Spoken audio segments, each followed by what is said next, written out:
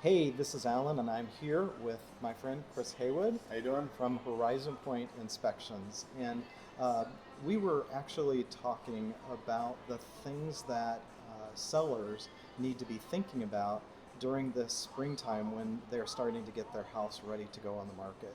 So I was talking to Chris about that this morning, and I said to him, what are the five most important things that a seller should be looking at right now to get their home ready for the market? So Chris and I had this conversation, and he and I agreed on the five things. So we're just going to kind of talk through that. So Chris, what do you think if you think about just somebody's ready to get their house on the market this spring, and they're preparing for that? What's the number one thing that they should be thinking about? All the water. All the water in the springtime brings problems to home. So Yeah, especially this time in our area, yeah, we've yeah, really experienced a yeah, lot yeah. of flooding in homes. Yes. So yeah, so tell me more about that. So your house is designed to shed water off of it, and if you let it go over time, it's going to eventually your gutters are clogged and get overflown, and basically you need to address that. So all you need to really do on a rainy day to go out and take a look at your gutters. Are they performing like they're supposed to? Because if the water's overflowing over your gutter and not going to the downspouts, it's going to affect your foundation. It's going to cause leaks Right. because every foundation's got cracks in it, right? And Exactly. that water will find the path of least resistance. So the number one thing you can do is address those water issues, and your water is usually coming from your gutters overflowing, or if you have any low spots around your foundation where it's going to sit and has nowhere to go, you want it to go away. Hmm. So Okay. yeah, that's number one thing. Okay. Great. And tell me about like the when you have like the dirt around your house. Hmm. Does that cause a problem for drainage as well? I mean, do people need to kind of look and see if that is going Yeah, downward? yeah. I mean, your natural grading around your home when it was built was designed to shed Grading. That's water. what I was trying Yeah, to think yeah. of. Grading is designed and built to shed water away, but as water hits that, it settles around your house, and if it's draining back towards your house, that too is going to cause an issue. So if your gutters are overflowing and the grading going towards your house is going to increase the amount of water going towards it. So you want the water to come off your gutters, down the downspouts and away, and then you want the water that drains away on the ground to go away and not back in. Hmm. So if you're looking at your house in the first 10 feet, you should have about almost 6 inches of drop. If you don't have that, you're going to have water issues settling around your foundation. Gotcha. So a lot of times people, when they see water in the basement, they just immediately think it's structural. Right. But what you're saying is there are a lot of things they should look at before they even think Yeah. about the structure. So Yep. that's good. So what do you think the number two uh, thing is that somebody should be looking at? The way, well, again, it goes back to water. Water over time, if it's left sitting somewhere and doesn't dry out, it's going to cause mold.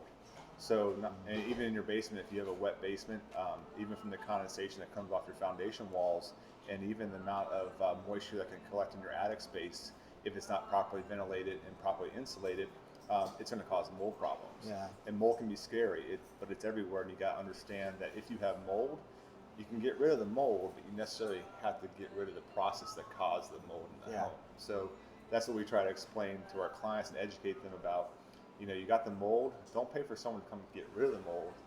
Pay for someone that's going to teach you how it got there and Hmm. how to prevent that from happening. Gotcha. Okay. Yeah. Yeah. No, that's great. So what do you think the third thing is in your if somebody's getting ready to? Well, again, water, right? Yeah. Structure. So, like Alan said, just because you have water coming in some cracks doesn't mean you have structural problems. All concrete is going to crack. It's how you direct water away. However, if you don't direct your attention to your gutters and your grading, that water will sit on your foundation over time, and that hydrostatic pressure will cause problems on your foundation. That may take 5, 10, or 15 years, but over time, the simple stuff of keeping water going away from your house, away from your on your gutters and going away, will prevent the hydrostatic pressure of that water Mm, against the foundation. I gotcha. mean, a cubic foot of water weighs around 60 pounds. So you take a Yeah. house that's got 10 foot deep by 20 foot wide, you're looking at 12,000 pounds. And Yeah. then you convert that over pressure over time, it's going to cause problems. Gotcha, gotcha. So while we're kind of in talking about that, what are your thoughts about a seller getting a pre-inspection? So they get an inspection prior to putting that house on the market. Are you in favor of that, or you think it's a good idea? I think it's a great idea. When you look at your home, you don't see the stuff that we go in and see. you don't get in your attic every day. Mhm. If you have a crawl space, Yeah. you don't get in your crawl space, and you don't get in your roof. And typically, those are three items that can be a problem when it comes to inspection. You see your kitchen, you see your bedrooms, you see, the finished basements, and you see the HVAC system. But when you dig into it, there's things that can really make a buyer be like, oh, that's going to cost me a lot of money, Yeah. or I'm going to have to fix this. So if you can be proactive on it and find out things beforehand and have them addressed, Yeah. and then have them addressed by people you trust, Right. that do the job right.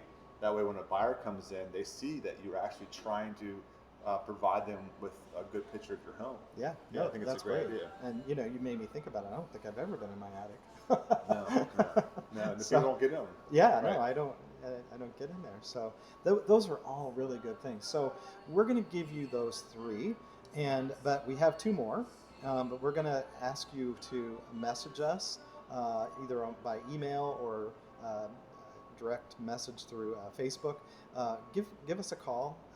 The number's below, and we will talk about the other two things. But those are at least the top three Yeah. that I would say, and I agree with you that as I'm putting homes on the market, would be good to address before we get it on the market. So, Chris, thank you so Yeah, much. no problem. It really Thank you. was helpful and great information. So again, if you need more information, just give me a call or an email, and we'll give you some more information and more background. Thanks a lot. Thanks, Alan.